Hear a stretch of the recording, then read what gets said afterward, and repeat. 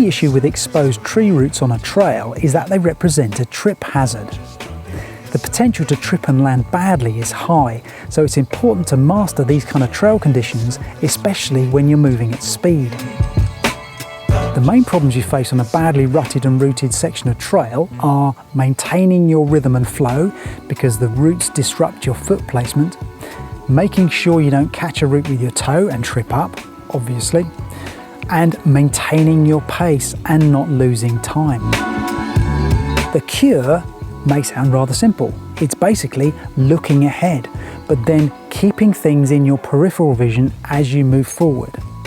Now, what's really interesting is how quickly and how well the brain can process these threats. So if you're looking ahead maybe 3 to 5 meters, your brain will see a root and it'll hold it there until you've moved past it.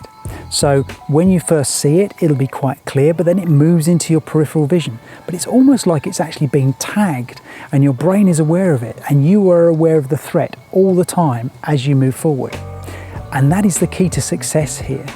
So looking forwards, looking ahead, not looking down at where your feet are landing. That's what's going to help you see the roots coming and be prepared to navigate them.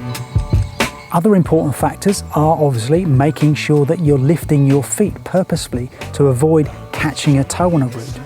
But as I said before, if you've clocked the root in advance, your brain will be aware of it and it'll actually make lifting your foot to avoid that obstacle easier. The other important thing is to stay adaptable and stay flexible. If you're trying to maintain your exact walking form through a rooted section of trail, that's when the problems start. It may well be that the place where you would naturally land your foot if you were keeping your walking form correct is exactly where the root is. So you have to adapt. The best approach is to increase your speed a little bit. Even look at taking little fairy steps. Your aim is to kind of float over these tree roots.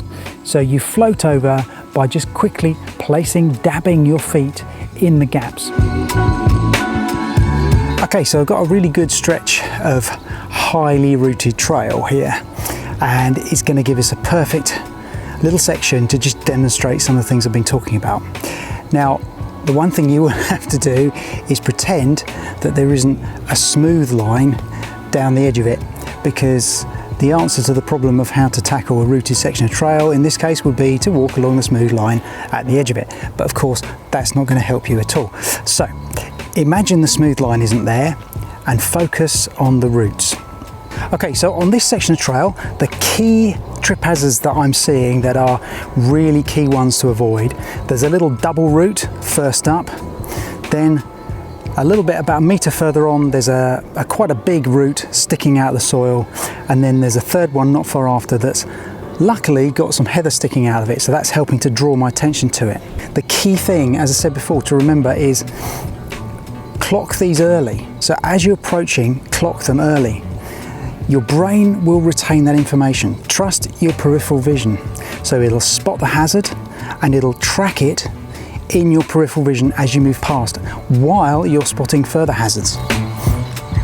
So as we approach, we're seeing 3 sets of hazards. First, the double root, followed by the single root sticking out, and then the heather root. So they've all been clocked. My brain has tagged them, moving over the double root. Don't forget to lift those feet. Place your foot in the gaps.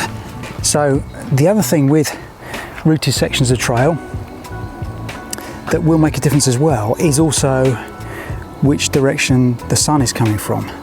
So for instance, the sun can either be your friend or your foe. If the sun is coming from the right direction, it's going to increase the contrast on the roots and you're going to see them more. If the sun is from a different direction, not necessarily helping you, it could actually obscure the roots to your vision. So just bear that in mind. A key way of progressing with your sport walking is always to be seeking out opportunities to test yourself, to go beyond your fear points, and actually to develop your skills. The more you walk over rooted sections of trail, the better it'll get, the easier it'll get, the more proficient you'll get. And as long as you keep these things in mind, scanning ahead, trusting your peripheral vision, lifting your feet, placing your feet in the gaps, you won't go far wrong.